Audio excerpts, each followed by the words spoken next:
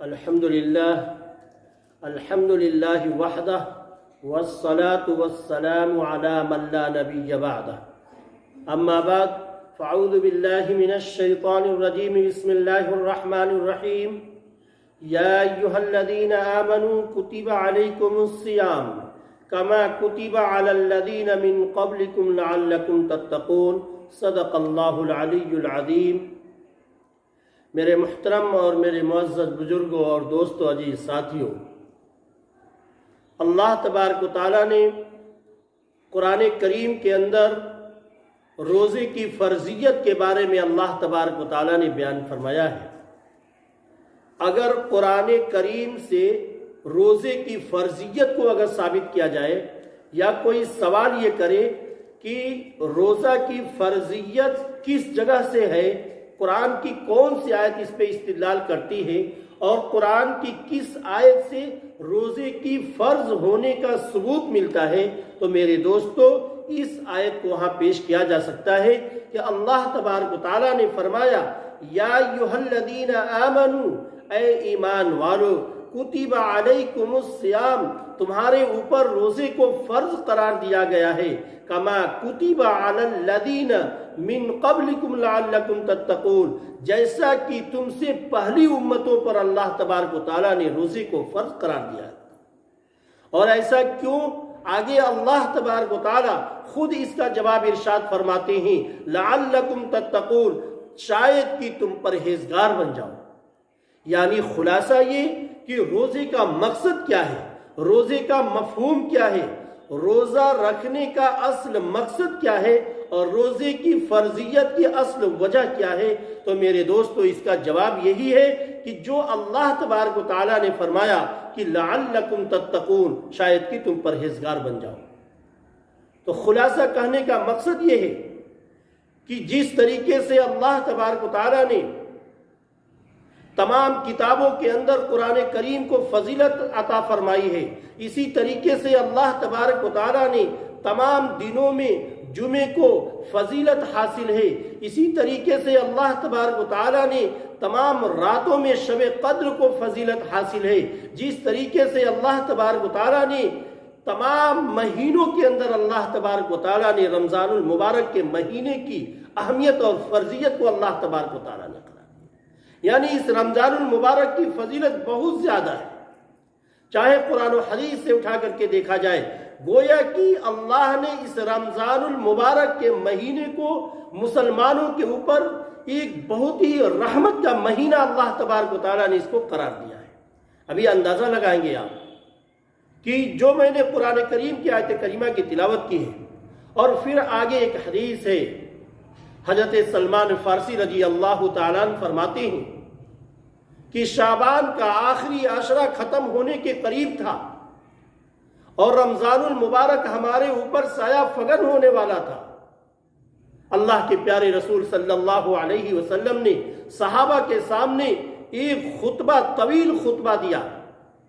اس خطبے کے اندر بہت سی باتوں کو اللہ کے پیارے رسول صلی اللہ علیہ وسلم نے فرمایا۔ اسی کے اندر شب قدر کے بارے میں اللہ تبارک و تعالیٰ فرماتے ہیں، لیکن میں اس حدیث کا تھوڑا سا ٹکڑا یعنی اس کے بیچ میں سے میں نکال کر کے تھوڑی دیر کے لیے آپ حضرات کے سامنے رکھنا چاہتا ہوں، تاکہ رمضان المبارک کی فرضیت اور رمضان المبارک کی اہمیت اور روزے کی اہمیت آپ کے سامنے آئے، اور انشاءاللہ آپ یہ بیان سنیں گے تو اللہ تبارک و تعالیٰ ہو سکتا ہے آپ کے دلوں کو بدل دے اور آدمی کتنی برائیوں کو چھوڑ کر کے اچھائیوں کی طرف آ جائے، اور اس رمضان المبارک کی ایک ایک منٹ کی اللہ قدر کرنے کی توفیق عنایت فرمائے۔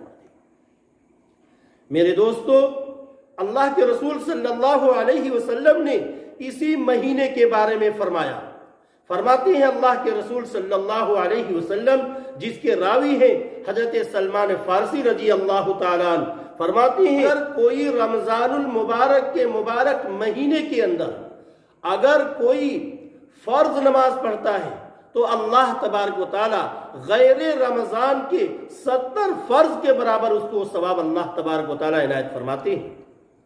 اندازہ لگائیں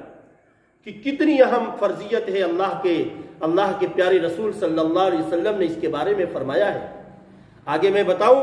اسی حدیث کے اندر اللہ کے رسول صلی اللہ علیہ وسلم نے فرمایا وَهُوَ شَهْرُ الصَّبْرُ وَالصَّبْرُ ثَوَابُهُ الْجَنَّةُ، کہ یہ صبر کا مہینہ ہے اور صبر کا بدلہ جو ہے یہ جنت ہے۔ گویا کہ جتنی پریشانیاں آئیں، جتنی بھی دقتیں آئیں، جتنی بھی الجھنیں آئیں، روزے کی وجہ سے، بھوک اور پیاس کی وجہ سے ہو سکتا ہے تھوڑی دقت ہو، پریشانی ہو، الجھن ہو، تو ان سب چیزوں پہ صبر کیا جائے۔ صبر کی تعریف میرے دوستو دینی اعتبار سے یہ کیا گیا ہے کہ اللہ کے واسطے اگر کوئی پریشانی آپ کے اوپر آتی ہے اور اس کو برداشت کرتے ہیں تو یہ ہے صبر۔ تو اللہ کے رسول نے فرمایا کہ یہ صبر کا مہینہ ہے، اور وَالصَّبْرُ ثَوَابُهُ الْجَنَّةُ، اور صبر اس کا بدلہ جنت ہے۔ آگے اللہ کے رسول صلی اللہ علیہ وسلم نے فرمایا وَالشَّهْرُ الْمُوَاسَاةُ، اور رمضان کا مہینہ جو ہے ہمدردی اور غمخواری کا مہینہ ہے، لوگوں کے، غریبوں کے دکھوں اور درد کے اندر شامل ہونے کا مہینہ ہے۔ میرے دوست کو اس کے عجیب ایک چیز لکھی ہوئی ہے کہ روزے کی فرضیت کے بارے میں تھوڑی دیر کے لیے عقلی دلیل۔ مالدار لوگ جو ہیں کبھی فاقہ کشی نہیں ہوتی ہے ان کے دروازے پر، ان کی گھروں میں کبھی فاقہ کشی نہیں ہوتی ہے، تو میرے دوست کو لکھا ہے کہ جب وہ لوگ روزے رکھیں گے، جب وہ روزے کی اہمیت جانیں گے، اور جب دن بھر بھوکے اور پیاسے رہیں گے، تو میرے دوست کو لکھا ہے تب انہیں یہ احساس ہوگا، تب انہیں یہ درد ہوگا، کس طریقے سے بیچارے غریب، کس طریقے سے مجبور اور بے بس اور لاچار آدمی جن کے گھروں میں فاقہ ہوتا ہے، جو بھوکے اور پیاسے رہتے ہیں، بھوک اور پیاس کی کیا شدت ہوتی ہے میرے دوستو، ان مالداروں کو جب احساس ہوگا تب میرے دوستو غریبوں سے ان کی ہمدردی اور خیر خواہی ہوگی۔ اسی طریقے سے اللہ کے رسول صلی اللہ علیہ وسلم نے فرمایا وَالشَّهْرُ يُزَادُ فِيهِ رِزْقُ الْمُؤْمِنِ، کہ اللہ کے رسول صلی اللہ علیہ وسلم نے فرمایا یہ ایسا مہینہ ہے جس مہینے کے اندر اللہ تبارک و تعالی مومن بندے کے رزق کو بڑھا دیتے ہیں۔ اس کا مشاہدہ ہوتا ہے، اور آپ نے اندازہ بھی لگایا ہوگا، غیر رمضان کے اندر جو چیزیں ہمیں کھانے کو نصیب بھی نہیں ہوتی، جس کو ہم خرید بھی نہیں سکتے، اس رمضان المبارک کے اندر اللہ تبارک و تعالیٰ نے ان غریبوں کے گھروں پہ بھی اللہ تبارک و تعالیٰ نے وہ رمضان کی برکت کی وجہ سے وہ چیزیں عنایت فرماتے ہیں جو غیر رمضان میں وہ چیز نہیں کھا سکتے۔